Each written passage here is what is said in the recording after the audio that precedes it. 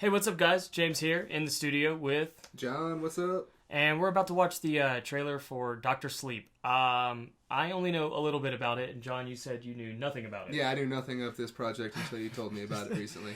Just literally like 20 minutes ago. maybe. I was like, we're gonna watch Doctor Sleep, and you're like, what is that? So this is a sequel to The Shining, and I believe it's Danny is grown up. And so Ewan McGregor is playing Danny, I believe. Okay. I know that roughly through our producer, Rachel, my girlfriend, so we're going to see. All right, let's see. Let's check it out. A little bit of U2 there. Everybody likes U2. Hello. Everybody loves U2. It's the best band ever, especially that album that iTunes forced you to have. Mm-hmm. Everyone loved that one. I deleted it. Morning.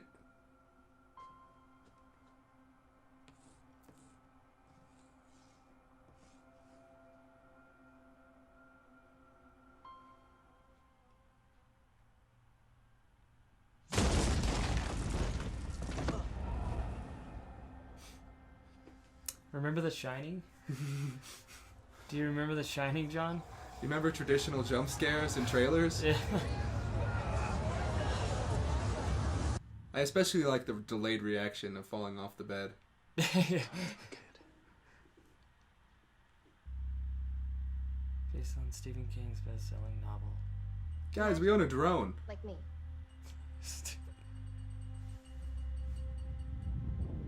I need you to listen to me. The world's a hungry place. A dark place. That's kind of cool. Yeah. I only met 2 or 3 people like us. They died. Dove, the set dog, is always, just When I fucking was a things kid, up. I Whether bumped it's the into these camera or... things.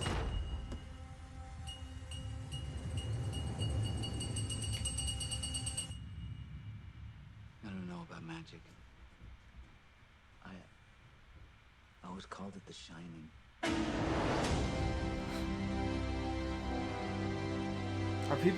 I wonder if people are genuinely excited about this. Just why? Like, it reads to me and plays to me like just your run-of-the-mill traditional horror that you're trying to, studio-made horror project. Like, why use The Shining? Why use this property? Like, Kubrick already did it geniusly. Yeah.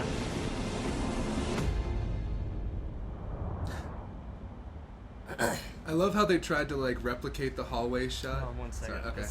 Yeah, we'll finish that. Oh, the door.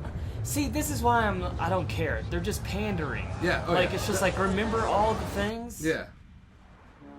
That's exactly what I was saying though with the hallway shot is they tried to do another Using the iconic music. Of course. I mean, they got to go all in. Well, I have no interest in seeing that. Yeah, I can definitely wait for that to be free streaming at some point. Yeah. I mean, hold on, let me pause it. But I don't know. Show the because the hallway shot I wanted to speak on. They try and do that. They try and replicate right there with the convenience store, and it just looks terrible. How so? I mean, I don't think it looks terrible. It's not a terrible shot, but the other shot was like an iconic, it's this labyrinthian kind of like you're everything saying is very here, yeah. like it's here, it's a comparatively? little it's low to the ground, it's a little claustrophobic. It feels very labyrinthian because it follows the kid very closely, and it's this whole sets up the whole thing of the hotel. While this shot just feels to me like they're trying to just replicate it. It doesn't feel claustrophobic. It doesn't feel labyrinthine because you're in a fucking convenience store. Yeah, well, I can see what you mean as far as terrible, and here I'm gonna point out a couple of things as far as angles. So here we have this shot, and this shot is so scary because we're in the perspective of a child. Yeah. We're small to the ground. We're very meek feeling. That's how we're supposed to feel, and that's the psychology of film sometimes, and the angles that you use. Now, if we see here, this angle right here, see the hallway? How low it is? And then right here, see the angle of let's say the vanishing point, the way it meets? Yeah. Okay, and then we jump to this. Okay, the angle is... Oh, come on. Where is it at? Okay, so it's the exact opposite. Yeah. So where the floor was higher up, the walls are lower down. Do you see what I'm saying? Yeah. So like with these angles here, and I think the shot is flipped, and that's why you don't like it, because it's not scary. Yeah. This doesn't feel scary at all. We have a very high view, a very high perspective. Yeah. We know what is in our surroundings, and it's not scary because the walls don't climb around us as they do as a child. You're small, so like everything just is large around you, whereas this, you're like, you can see over the walls. It's not terrifying, but I can see what you're saying as far as like them mimicking the shot. Yeah. They absolutely did. Like whenever we see it here, and the perspective or vanishing point is flipped flop. So I don't know. That's just that shot alone. I'm already annoyed by all the iconic things that they're showing. us. Yeah, the forced pandering. Like Danny here, like we fucking get it. Whoa. It's The Shining. It's The Shining, yeah. So like this, like we get it. Like we've been there. If I want to go to this story again, I just watch the fucking Shining. Yeah. Like I don't want to watch a sequel that just kind of like. Yeah, honestly, all I took away from this is I want to watch The Shining again. Yeah, it just panders. It just panders the whole fucking time, and I'm not a fan of that. As I'm getting older, I used to like nostalgic things, like. But now I'm just like, why are you doing that? Do something new. Stop doing things we've already seen. Also, why are they doing The Shining now? Like, this is behind the nostalgia wave. And The Shining is like late 80s, right? I believe. Let's see. The Shining is... Who owns The Shining? Which studio? Because it was used recently in Ready Player One within the last 2 years. I get that, but what I'm saying is general remakes, as far as general remakes go, we're in the wave of about 96 to 2000 right now. For nostalgia factor. Oh, okay.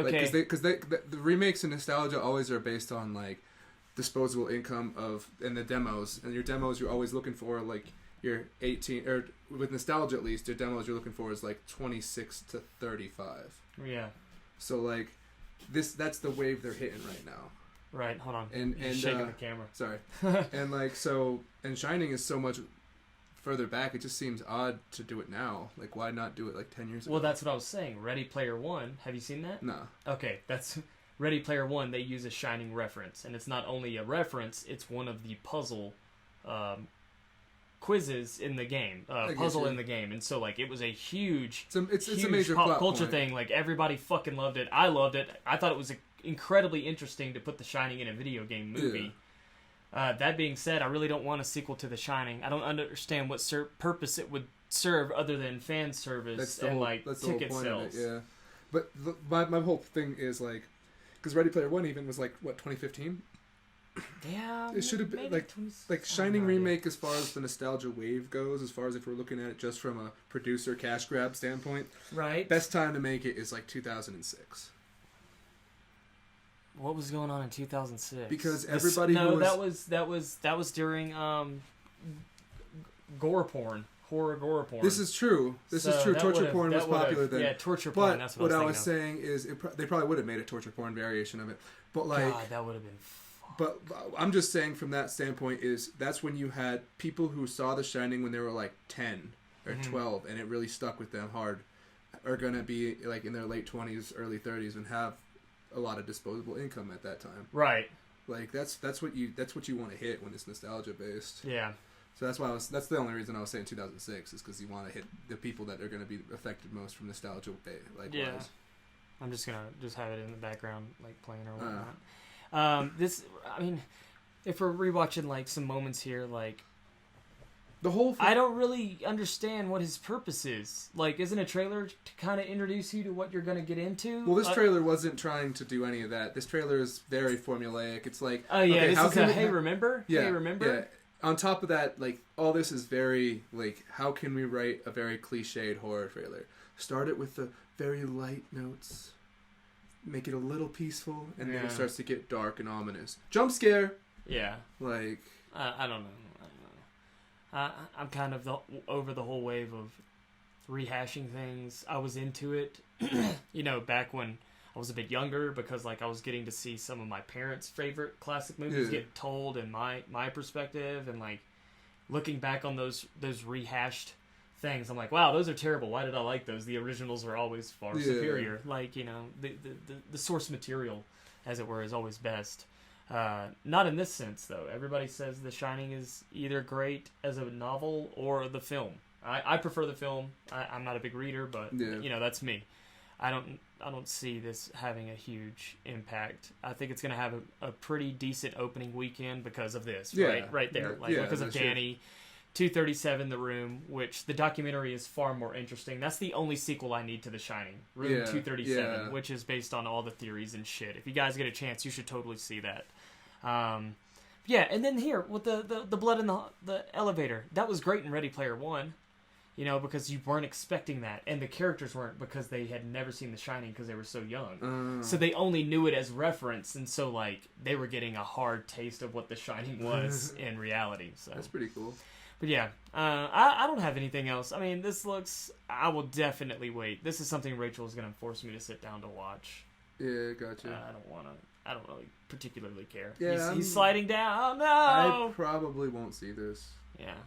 I want to see Swamp Thing. They're releasing Swamp all these Thing episodes. They're releasing all the episodes, contrary to our initial trailer reaction. They're releasing all the episodes they filmed, so I cannot wait to watch that. Yeah, Swamp Thing looks a lot more interesting than this. Yeah.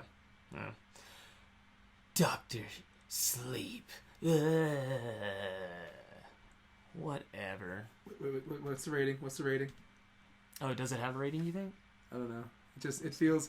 I mean, it's probably R because Shining, but it just plays out like a PG-13 trailer. Yeah.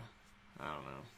Well, I don't have anything else to say. That trailer was kind of boring. Yeah. It didn't make me feel any, like, excitement or anything like that. Just apathy. I've honestly forgotten apathy. Most of the dialogue that they put in there.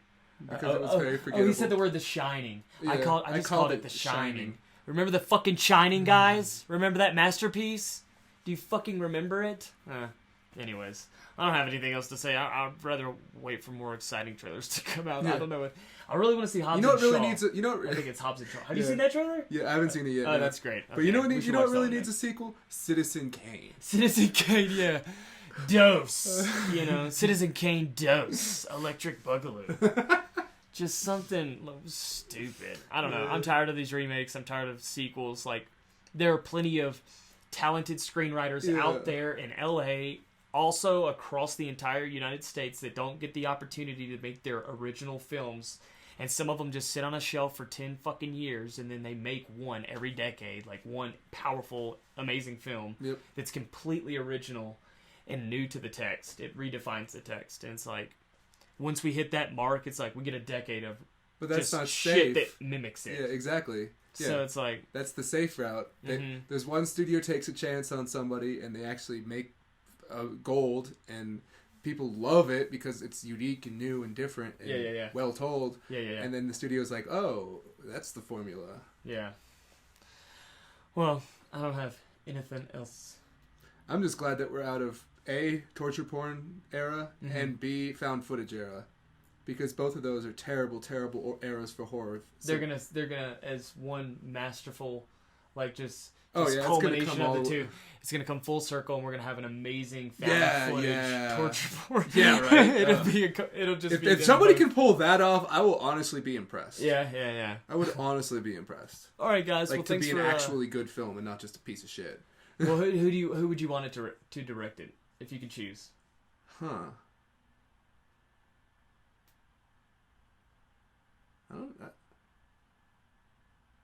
That's a good question, actually. Tarantino. Yeah, why not? I'd go with Guillermo. Guillermo del Toro? Yeah. Nice. Okay, that's a good choice. Well, we should make them fight for it. So, to the death! Jeez, Doug, you just smashed the camera around. What a total dash. Anyways, guys, this has been great. Trailer reactions. We'll have some up in the future. Please be sure to go down to our page, which is now Alien Art School. Alien Art School. Hit that subscribe and the little bell next to it. That way you get instant updates as to when we're going live, or we're uploading new trailer reactions, or any fucking bullshit, garbage. All that fun stuff. Any dumpster fire material possible will be added. So yeah, you'll be notified. Until then, guys, it's been great in the studio with you, John. Yeah. We got Shit Show this week. We got Shit Show and Cinema Chat coming up this week. So we'll see you guys later. Later.